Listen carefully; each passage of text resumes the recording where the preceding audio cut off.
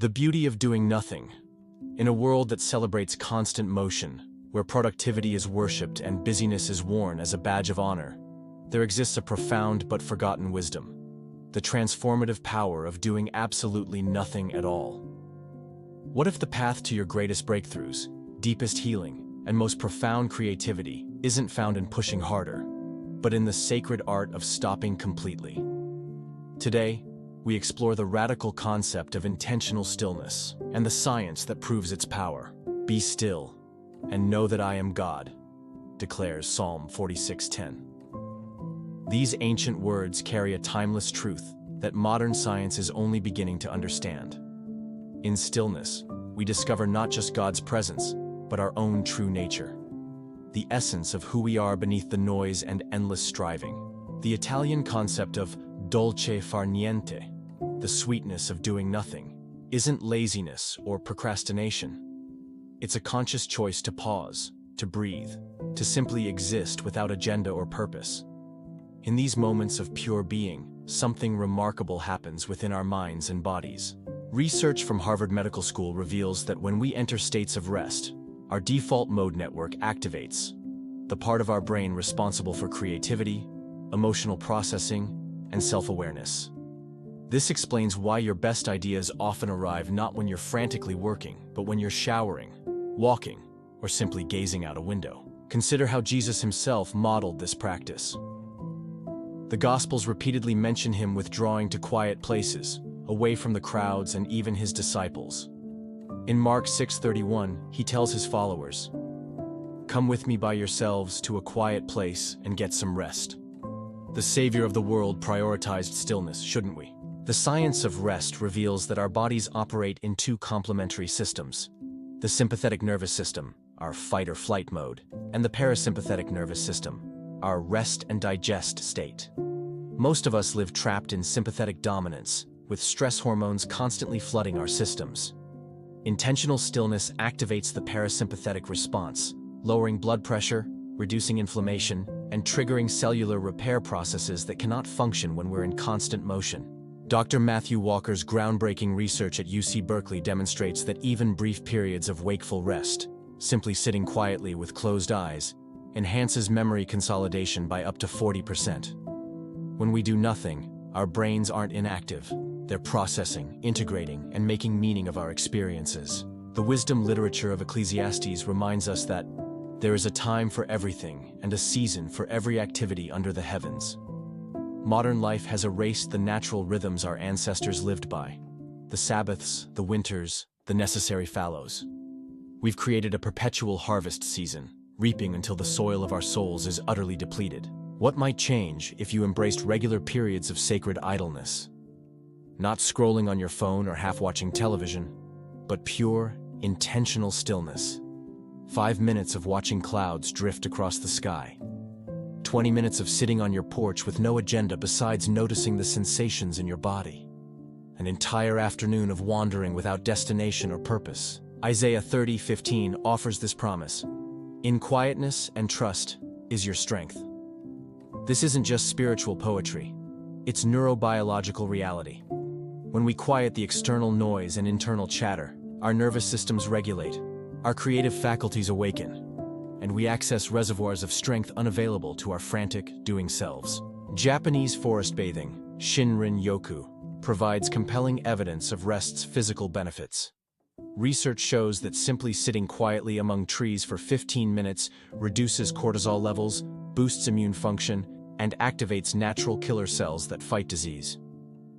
Our bodies know how to heal themselves, but only when we create the conditions of stillness they require. The practice of Sabbath, a day set apart for rest, isn't merely religious tradition, but biological wisdom. Countless studies confirm that humans function optimally with regular rhythmic periods of complete disengagement from productivity. The commandment to remember the Sabbath and keep it holy isn't just spiritual guidance. It's a prescription for mental and physical well-being. Psalm 23 paints this beautiful image. "He makes me lie down in green pastures. He leads me beside quiet waters. He refreshes my soul." Notice the language. Sometimes God must make us rest because we resist it so fiercely.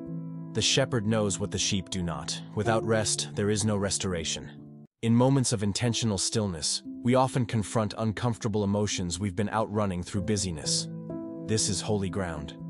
As Psalm 46:10 continues, "Be still and know that I am God. I will be exalted among the nations.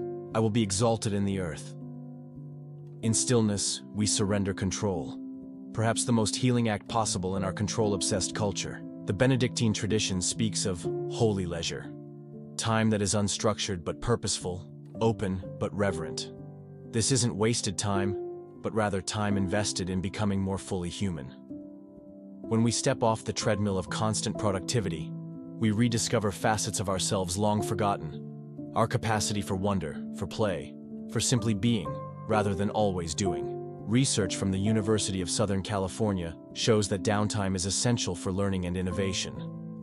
When participants were given breaks between intense periods of problem solving, their performance improved significantly compared to those who worked continuously.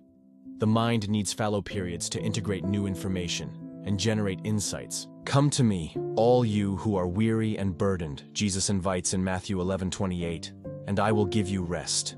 This divine invitation acknowledges our exhaustion and offers not a 5-step productivity plan, but the gift of rest itself. Perhaps this is the most radical message in our achievement-oriented society, that rest isn't something we earn after completion, but something we receive as grace. Even our sleep, that non-negotiable biological necessity, has become optimized and gamified. We track it, hack it, and judge its quality. What if we approached rest not as another task to perfect, but as a sacred surrender? What if we trusted that in letting go, we might receive exactly what we need? Consider implementing a Shabbat screen, a period each week when all devices are turned off. Studies from the University of California show that even brief digital detoxes dramatically improve mental clarity, emotional regulation, and relationship satisfaction. The constant connectivity that promises to enhance our lives often steals the very presence required to fully live them. The beauty of doing nothing isn't just personal, it's prophetic. In a culture that equates human value with productivity, choosing intentional stillness declares that your worth isn't determined by output. You are valuable simply because you exist, created in the image of God, who after 6 days of creation, rested on the 7th not from exhaustion but from fullness. As we conclude, I invite you to experiment with sacred idleness. Start small. 5 minutes of sitting in silence, watching your breath. A meal eaten slowly without distraction. A walk without destination. These tiny revolutions of stillness may feel uncomfortable at first, even anxiety-producing. That discomfort is telling you something important about how disconnected we've become from our natural rhythms. In returning and rest, you shall be saved. In quietness and in trust shall be your strength, promises Isaiah 30:15. Perhaps the most productive thing you'll ever do is absolutely nothing at all.